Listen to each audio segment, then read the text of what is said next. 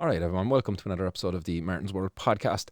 And just before I get into introducing today's guest, guys, I'd just like to remind you, if you want to support the show, support the fight for cannabis legalisation in Ireland, you can do so by signing up to the patreon.com/Martin's World, or you can also make a donation in the form of cryptocurrency over on the links found on martinsworld.ie.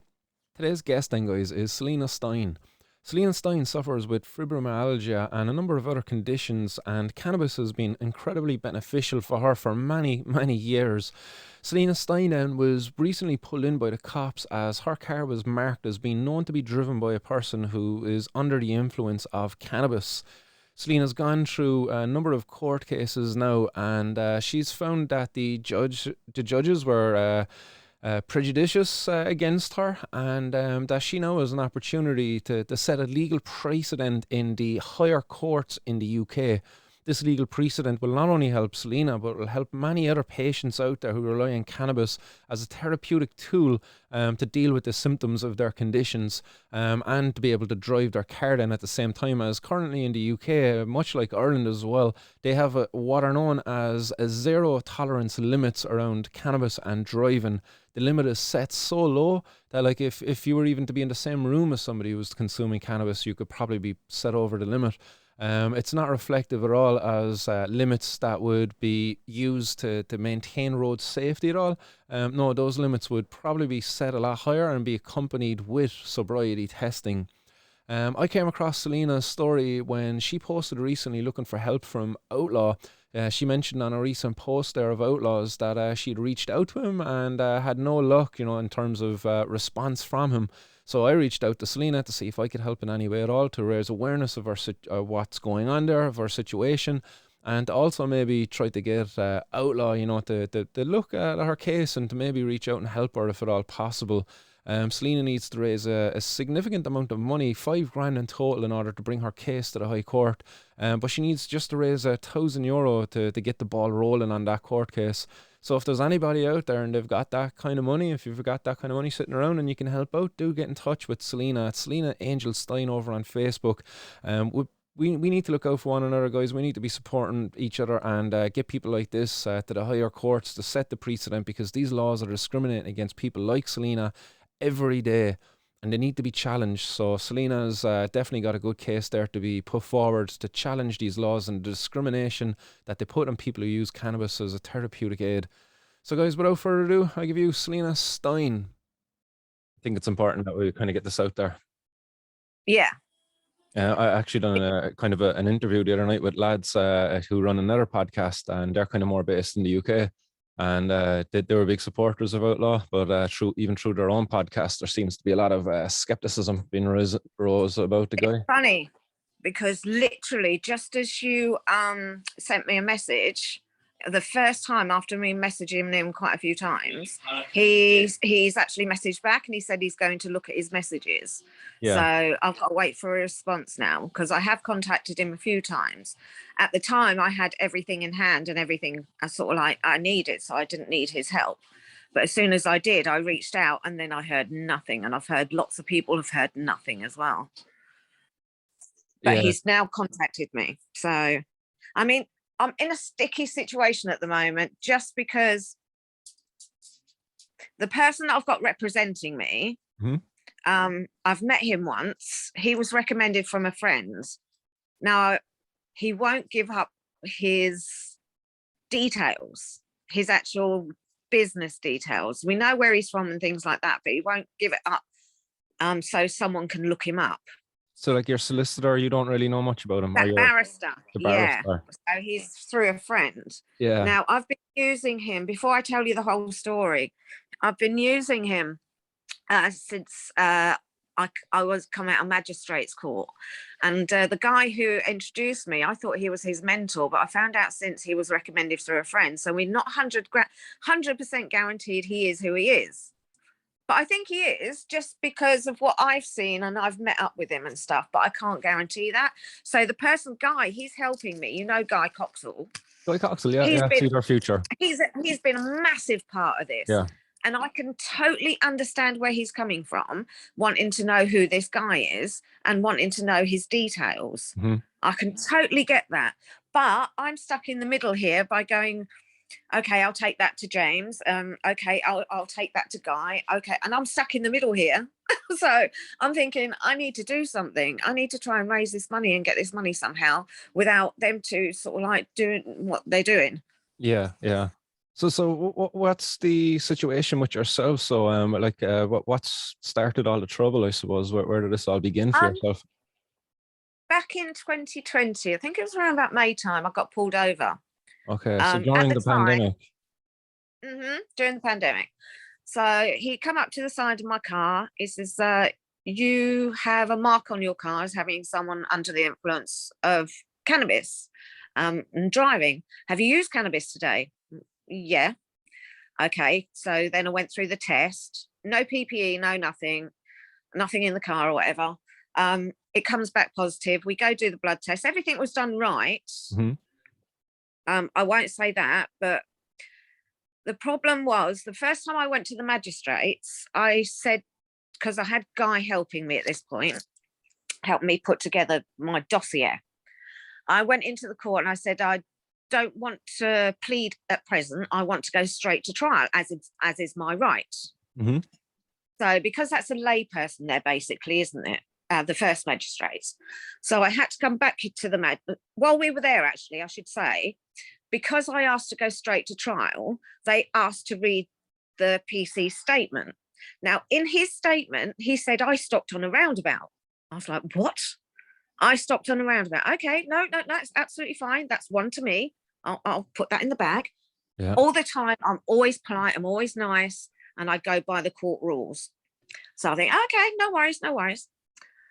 So when we go in front of a judge the second time, because I have to then tell him why I want to go straight to trial, blah, blah, blah, they read out his statement again. So he's taken this whole roundabout part out now because he knows I've found out about the roundabout. And that didn't happen. It's crazy. So eventually, I mean, in between this, they called me back a couple more times because one time they wanted the trial to go ahead without the officer. And I was like, no. He was supposed to go on a firearms course. And I'm like, well, I do not want a firearms officer on the road that lies through his back teeth. Mm-hmm. Don't think so. So I then wrote to the courts and asked for another date because it's imperative he needs to be in court. Yeah. So went through his process, and then over the months, Guy helped me get the whole dossier. I can send you everything. I can email you everything we've done. Well, you actually at that point, you didn't even have to oblige them with another date, though. He should have had to show up on that date. And if you showed up to court and the cop didn't, then it's for the court to decide on that day whether the case should be struck out or should go ahead. At least that's how I would understand it. It kind of works in Ireland, but maybe it's a bit different over in the UK. Yeah, they wrote to me saying that he wasn't going to be there. So I sent an email straight away saying, no, he's got to be there. Yeah. So you were being obliging by asking for another day then, because like I don't think you were like, you didn't have to do that for them. Like, it's like no, but they didn't want him in court. Be there. He lied. They didn't want him in court. Yeah. So the first time, that's not the end of it though. Yeah. So then I get a date to go to the magistrates. Mm-hmm. I go to the magistrate it's supposed to be.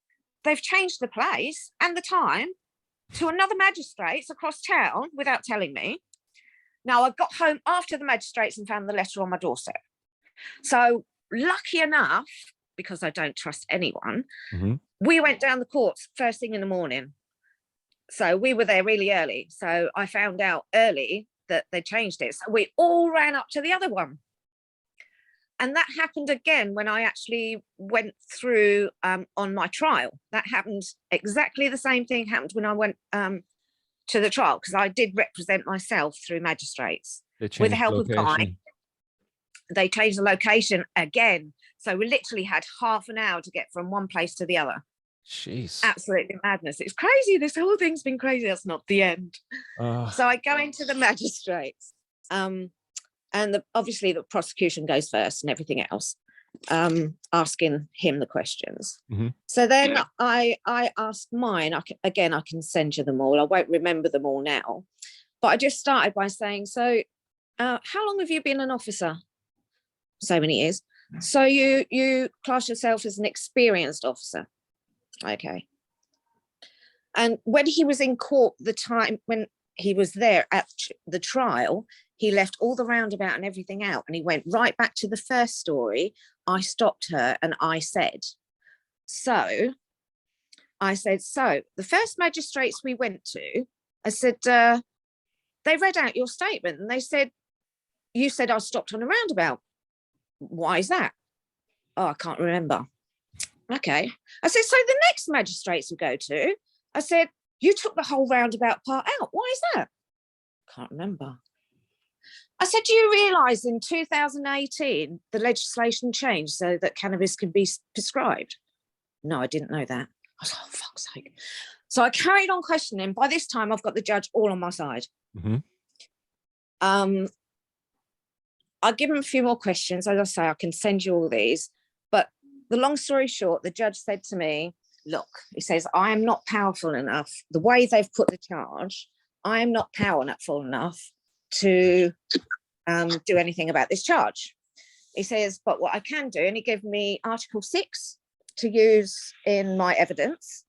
He told me how to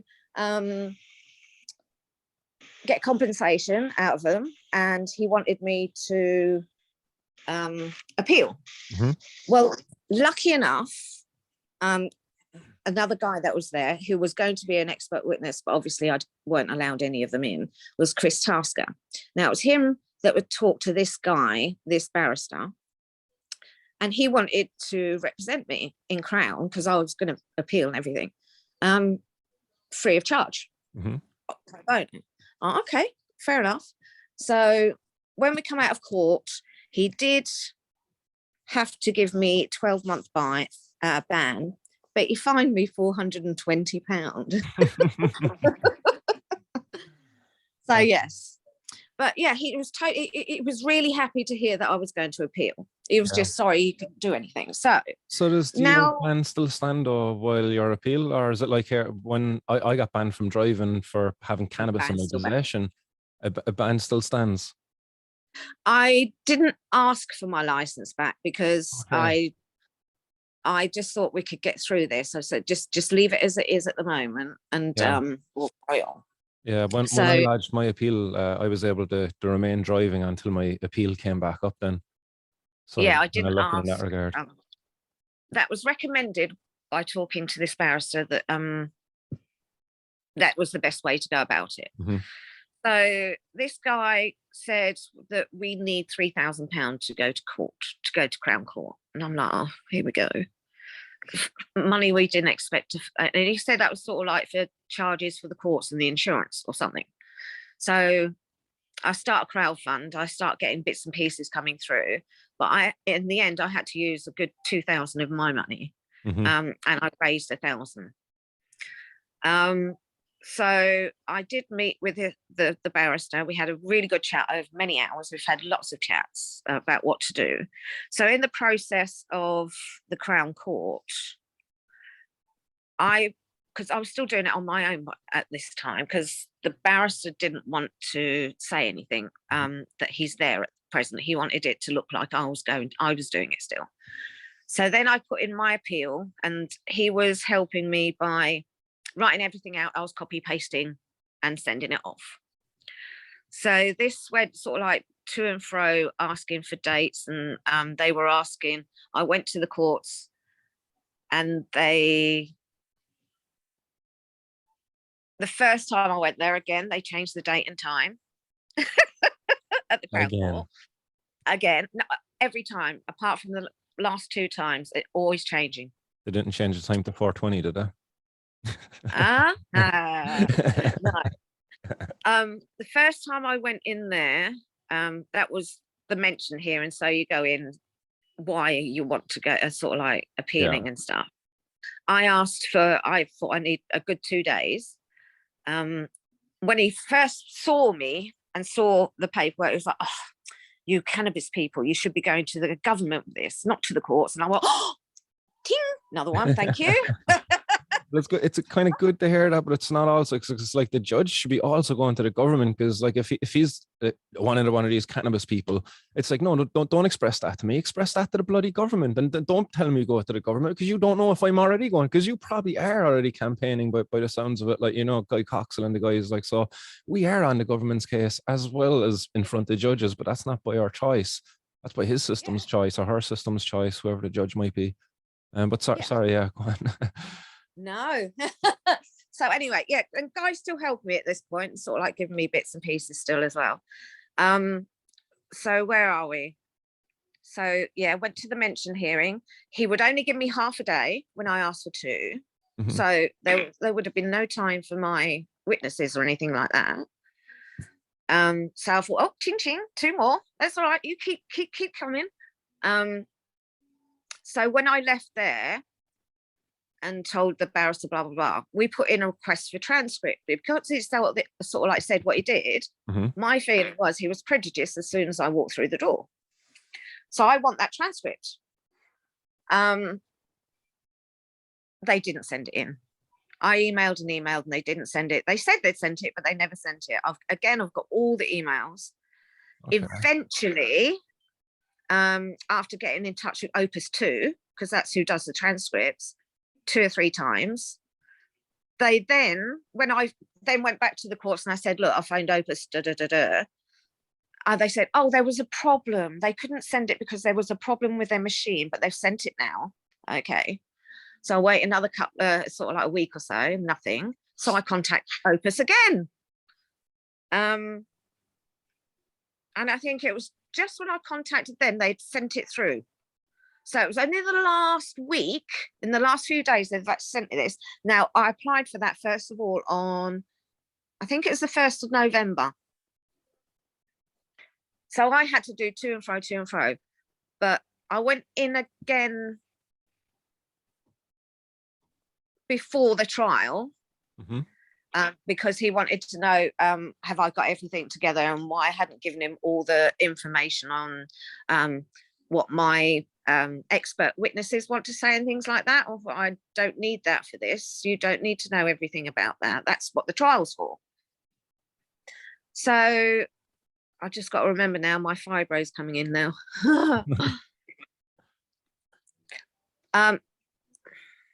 That's right. That's where I said, when I come out of the court and told the barrister, he said, okay, well, you write an email saying, if you don't give me the 2 days, you don't give me everything I need for my witnesses to allow time to get to court, considering COVID and everything else. Again, I can send you all this. You didn't give me enough time.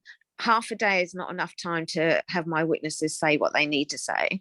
I said, oh, then he called me back to court again once I'd done this. Because I said, you give me no choice. If you don't give me the time, you give me no choice than to withdraw my appeal, because you're not giving me everything I need to a fair trial. Mm-hmm. So I went in on the 3rd, because he called me in again on the 3rd of November, and he said, no, sorry, this trial's going ahead as it should. So I didn't get any extra dates or anything like that. So when I went in the next day, I'd already sent an email revoking my appeal, because I had no other choice than to do that, because he wouldn't give me what I needed for my trial. So I went in the next day for the charges, because obviously there's court charges, because I'd been there a couple of times, and the prosecution and everything else. And then he said, well, have you got anything to say? And I thought, oh, thank you. So that's where I reiterated what he said to me when I first went to court about being, the way it was prejudiced, and not giving me time for my witnesses, not allowing me time to get in touch with them, considering COVID and everything else. So I had all these points to put to get on record, so I can then get that for my judicial review. So that's where we're at now. Because I had to pull out, because they wouldn't give me what I needed to do, the barrister says I've got a really good case for judicial review. because of everything they've done. I mean, even after the case, I was still asking for these transcripts that they weren't being sent. They weren't sent at all until a few days ago. So you did get them in the end? I've just paid for one. The second one, I got the email yesterday. Yeah. So I've got to pay for that transcript. So they are underway now. But I've had to ask them. Are they expensive? One is only half an hour and it's £100. The other one is a bit longer. I think that's about £160. What? That's like, so that's all crazy. money. That's money coming out of my pocket now. I'm trying to do this for the greater good of everyone, because I want to get to High Court, because that's where legislation's changed, isn't it? To defend yourself shouldn't be costing you this in society. Like how are people expected to be forking out this? Like if you're on, like, I don't know, you said you fibromyalgia, is that you suffer with? So I don't know. No. Yeah, so are you able to work as a result of that then, or are you on disability as a result? No, I'm not working now. I got made redundant. I was in a part-time job because of cannabis. Yeah. I've used cannabis for years and years. I went back to work with it. So yeah, I could work part-time, but I got made redundant. So I can't get another job now. I haven't got a car. I can't bus drive to work, then work a day and then bus drive home. Yeah. No way. Yeah. So yeah, I'm stuck at the moment. But I'm making ways, because I make like epoxy resin things. So I'm selling them online and to friends and things to make a bit of money to keep me going. Yeah. But but I have to find £5,000 for all the fees to get to High Court. That is absolutely. So that's ridiculous for a person to be expected to do that, to defend themselves. It's like, how is justice ever going to be served if it costs so much? Do you know, it's just wrong. It's just so out of order. And then you've people out there, people like Outlaw, you know what I mean? And they're saying they've got the answers. I was only looking through his website the other night, and he's got, like, you know, this magic way you can deal with the cops, and it's like, it's going to make everything okay. The magic words you say in the courts, and it's going to make everything okay. And apparently he's going to be dropping this knowledge now over the next few days or the next week or so. Like, he's supposed to be dropping it all before the end of the year. So, like, I'll be interested to see. But he's thrown all this money towards his legal service then. See, again, he'd only up a big post that you commented on, you know, that he's after throwing another ball of cash towards his legal team. There's no more people after being hired. But meanwhile, here we have, like, here's a perfect case now where he could go in and, like, sort things out, get a judicial review, because like, you're a medical cannabis patient and you were pulled in, but, like, I'm just replaying what you're saying. You were pulled in because you were marked, not because you were swerving, not because you were, like, you know, smoke coming out the windows. In his dossier, he says I was not compromised at all. Exactly. And can I ask what was the level of THC that was found in your system? If you can that's another thing. I took the blood test, so I got mine done as well. Yeah. So mine was, it come back as plus 14 or something. Okay. But on theirs it just says plus 7. They only go up to 7. So yeah. But I will have that in my system even if I didn't take cannabis for a month. Yeah. But I know of studies out there that would recommend upwards of, like, 50 plus, like, for people who consume a level that you would consume being a patient.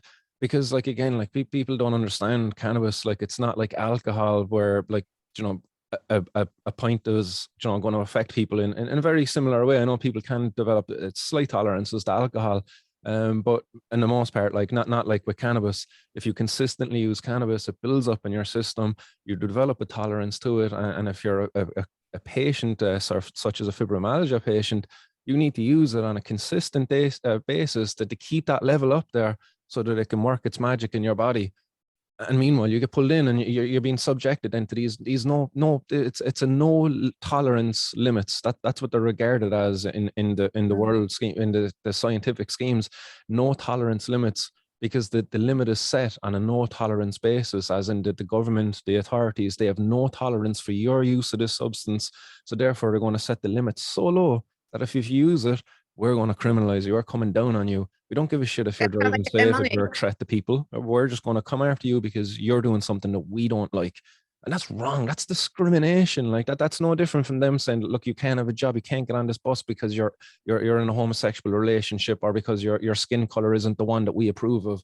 You know, Yeah. your use of cannabis, it's not something that you're choosing to do. It's something that you have to do because of your genetics, you know, whatever it is that's driving your fibromyalgia, that's what's driving you towards cannabis. And that's not your fault.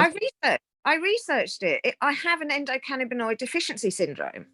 I said that, and I need phytocannabinoids to treat fibromyalgia. That is the only thing that works. I do agree there does have to be legislation. For me to have a puff of something and someone new having a puff of something, completely different. So there does have to be something there, because someone new will be all over the place for a little while. But as you say, after 4 hours, you know, they should be okay to drive. It should be impairment. You should be pulled over on impairment as it is on alcohol. If you're impaired, you should not drive, no matter what you use. I totally agree with that. I have been smoking for so many years. There's no way I'm a danger on that. Well, I can't say that. I can't say that for guarantee. But I know I've said to my partner a few times, like, no, we're not going anywhere for the next half an hour or so. Yeah. Because I know that I've just sort of like, no, I know exactly what my state of health is. Exactly. That's it. Like, you know, they're taking this power for us to decide, you know, and like if we did, again, when you go look at the scientific side of it, that all of the kind of the unbiased scientific studies, the ones who are just looking at it just from a pure statistical point of view, they're always kind of saying, look, you can have these limits there, you know, that we have to have sobriety testing. That, like, if the cop notices you're driving as erratic, it's dangerous looking, then they could pull you in and look, oh yeah, you're consuming, well, you have a bit too much on you there, look, you shouldn't be driving, you're in an unfit condition, I witnessed this sort of behavior. Or, you know, the roadside minimum or the roadside random testing, and you test over the limit, and just like, all right, well, we're going to have to get you to do this, like walk the straight line, touch your nose, whatever it is, the sobriety tests that they have. Like, get together, work one out. There's enough heads out there. Exactly. And I'm sure you wouldn't be like objecting to it because you would be able to do it. You know what I mean? It's like, you know, if I was compromised, I shouldn't be on the road. Yeah, exactly. Yeah. So, you know, I would abide by that myself, you know. I don't want to danger anyone else out there on the road. That's it. Like, people don't understand this. Like, they think like when you consume cannabis that you are going to be like out of it and stuff like that. That's not the case for people. It's certainly not the case for medical cannabis patients, and that's been seen time and time again. I will have a smoke to get up and do something. Yeah. You know, it gets me up. It helps me out. There was one video online, I don't know if you've seen it, but there was, I think it was done in Canada, but they brought in a medical cannabis patient. They brought in somebody who was drinking alcohol, somebody who was going to be taking cocaine, and they had them all do driving tests. And the cannabis person, it was the problem that they kind of perceived with them is they were driving too slowly, they were overly cautious, checking their mirror too much. And the woman actually who they brought in, you know, her level, they were just kind of like, you know, they kept her back after they let the other test subjects go, and they were like, you know, how far can we bring it with this lady? So they literally just had her get blazed, like just do bong hit, like, and they were just kind of like, yeah, your level is at like 150 milligrams, now go do it, like. And like, for her, it became a game almost at this point. She kind of wanted to, she kind of gamified it. Yeah, well, her driving was still good, but like, I think the only thing she done is like she overcompensated. She was like trying to do it faster, but she still wasn't speeding. She wasn't breaking the speed limit. She just hit the cone, I think it was, when she was doing the parallel parking in the end, because she wanted to parallel park a bit faster or something. She was saying in her head it became a game just because I don't know, they were kind of egging her on, like, you know, it was like, oh, Blaze, can you get? And it just became fun for her then. Like, at that point, she was in a controlled environment as well, so she was safe, like. So, did you talk to Phil? Have you talked to Phil Monk? Because he done the drugs. He done it with his barrister that he's working with. He had a couple of bongs or a couple of joints and something else, and then done the advanced driving test and passed. Oh, interesting. I did not know that. No, I'm glad you told me that. Yeah, I'm going to definitely follow up with Phil, because I've been meaning to have him on anyway for a while. So I'll definitely get him on. He said he'd be a video witness for me, so that's why I know. Yeah, this is again, like, and I hate to keep going back to the outlaw guy, but I think outlaw is taking the wind from under the sails, the wings of people like Phil Monk, people like Steve, People like, again, Trev Coleman and many wondrous people out there, Gary Hughes, you know, there's many great They're getting campaigners like with rubbish. faces and names. Like we've got this guy, Outlaw, he's like a mask, and he's like, he's raking it in. Like sorry, I don't know if he's raking it in, but his book is #1 on Amazon. He's got a nice little shop up there online. He's got his packs and stuff like that. That Medican card as well. That was like £20, 19.99 per card, and it's sold out You as don't need well a card. All you apparently. need is your photo of your updated prescription Yeah, and your emails. That's all you need. I don't have a card. yeah, yeah. All I've got, even when I went into court, that was the best thing. Going into Crown Court each time, putting my grinder in there, putting my smoker in there. Have a look, open my grinder. Yes, that's my cannabis. Guess what? I'm a medical user. There's my prescription and there's my email. Thank you. I'll have that back. Oh, I'm just going to go outside for a puff. That was nice. That's love it. No, I definitely think that we need to do something to support your case. And you know, when does this £5,000 have to be up by? Like when's the deadline to I submit it? need 1,000 ASAP to start it rolling. The Mm-hmm. guy that's helping me, the barrister that's helping me, he just wants to start. He doesn't expect me to come up with all the money all at once because he knows I can't. But Yeah. he needs £1,000 so that he can start the ball rolling, get the first letter in. What he wants to do, because we've gone over the time for a judicial review, because this judge has been so unprofessional and not getting me my transcripts, and that's held us up.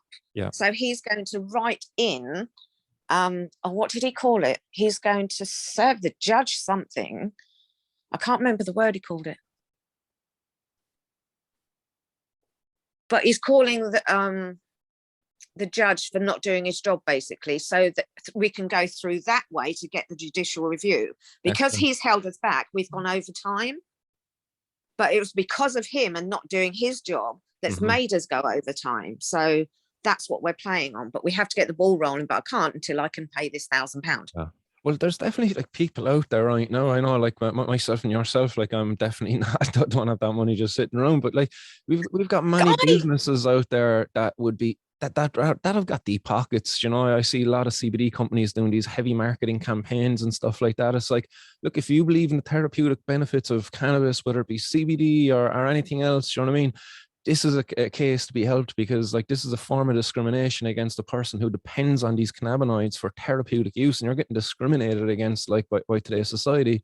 Like whether it be the businesses, there's other communities out there as well. Like there's a lot of cannabis consumers as well within, like, say, the crypto world. So I don't know if you've even looked into that as an option. Like, you know, if you were to get like a wallet opened up online where people can send donations, you can then convert that cryptocurrency back into a fiat currency, that i.e. scares me. Yeah, you know, That but whole like thought there's communities scares out me. there that like we need to kind of lean on, because there's a lot of accumulated wealth out there, and it needs to be diverted back to helping like reshape our society in a positive way. Like, and this discrimination that goes on, like this is something that we really need to correct. So if there's people out there like, and they can put their hands in their pockets, we need to come up with a way for them to be able to get it to you.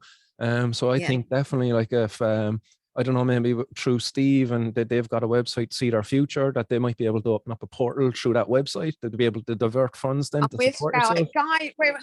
we are Or helping. I Guy, could get sorry. this going, but it's the barrister that I'm working with doesn't Yeah. want to give Guy Coxall his information about who he is. Yeah. So that's where I'm stuck. I can't ask the future. I can't ask. He's just waiting I can understand where he's coming from totally. He just wants a business card or something to say he's on the bar. Mm-hmm.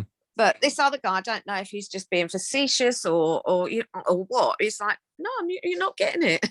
Yeah. Well, look, outside of that, look, it's like that doesn't even matter right now. I mean, put all this shit, so you need some cash to be able to get this thing rolling. And we Yeah, need to be able to get that into you, like, so, like, that's why outside of I've done whatever, like, the barrister has been representing you till now, so, like, let's not draw any issues there. The guy said he's representing you, so it's like, let's trust him. Well, I've got all the emails, haven't I, from all the partnership company and everything Yeah, else. So he's got to be who he is. I just need to get going. yeah, you Like I won't say, been I able to get, totally understand yeah, where he's coming from, wanting to know these details before asking these people to hand over cash. yeah, I totally understand, but I need the cash and I need it now and I want to get this going. I want to get to the point where we can change legislation. High court is where you do it. High court is where the judges tell the government. Yeah, yeah, no, definitely. I think we need to get you there, and I hope, like, just even through doing this there now to this afternoon, that we'll be able to kind of get this in front of some people, and maybe we can make some magic happen. Because I think it's just high time now that we start uniting our community, supporting one another. And there's people out there right now like yourself, like, and they need the support of the community. And I think your case sounds like a great case there to be kind of highlighting the discrimination that goes on within the laws against people who consume cannabis, especially for therapeutic uses such as fibromyalgia. Like that's not an easy condition to live with. You know, No. without cannabis, you would be a burden on the system. You know, you're able to do this part-time work, you know, thanks to your cannabis use. And without it, you're probably going to be crippled, you know, because fibromyalgia like that really takes a toll on the body. Like, people are just left physically disabled, isn't it? Like, when it gets to the extreme side of it, like. If that was the only thing that was wrong with me, that'd be absolutely fine. But I've also multiples. Yes. I do have mental health. They don't know where I am in my mental health, but they don't know if it's PTSD or whether it's ADD.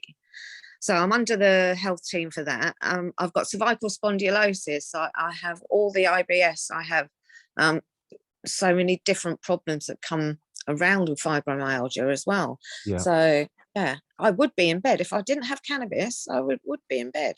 Yeah, that's something that has to be said, like, John, because, like, if you are in bed, then that means you're going to be dependent on other medications, you know, and then other medications to Other deal with the people. side effects of those, and then probably hospital visits because of the side effects of the cocktail that you're on, and then eventually, you know, requiring a care team to be looking after you and doing all the things that you're able to do now thanks to bloody cannabis. You know, it's like, I mean, while you're getting dragged through the courts for that same bloody therapeutic thing that's allowing you not to be a burden on the system, and the system's being a burden on you now. It's like, Yeah.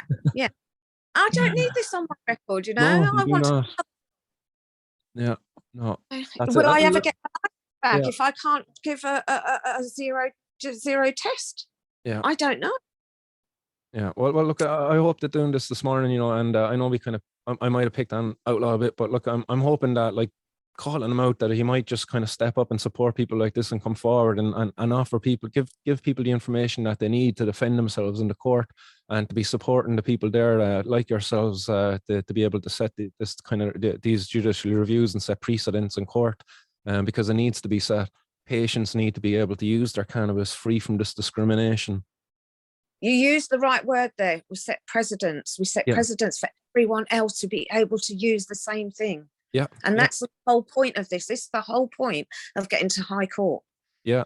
So let's hope that just through doing this, that we're able to find somebody out there who'll be able to help you.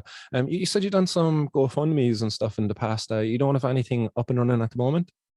No, I was trying to wait for a guy. He was going to put a nice piece together because he's very good at writing. Yeah. So that I could put it on a GoFundMe, but that hasn't come to fruition yet because of everything that's going on. So we just have to wait and see. I will try and get hold of Guy again and see if he can sort of like do that again for me. But you know, like I say, it's not Guy's fault.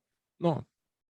You know, he's asking for something that, you know, should be given. But the other guy is obviously, a barrister as he is, saying, no, I'm not giving it to you. Yeah, I don't understand what that's about, but it's just kind of like, look, that's, I just don't see it as being an important thing. It's like, if the guy says he's a barrister, like, it's not as if he's going to run away with the money and stuff like that or anything like that. It's like, he's representing already. So, and you've met him. Yeah. So it's like, come on, let's just get this done. Listen, that's a non-issue. Deal with it coming down the road. Let's set this legal precedent in court and get you your license back and let you get back on with your life, you know. Get back to work. Yeah, absolutely. Thank you. I appreciate that. No problem at all. And keep me informed if you do set up any GoFundMe's, or if there's going to be a place where people can donate. Again, I definitely do suggest that you kind of entertain maybe the cryptocurrency avenue, because there's a lot of people out there with a lot kind of money just sitting around, and they might be able to throw forward, because a lot of the cryptocurrency people believe in, like, trying to create a better world as well. So that's definitely an avenue that you might be able to go down. Yeah, I'll find someone that knows crypto. Excellent. I will do it. Thank you. No send me your email. Send me your email and I can send you a few bits over.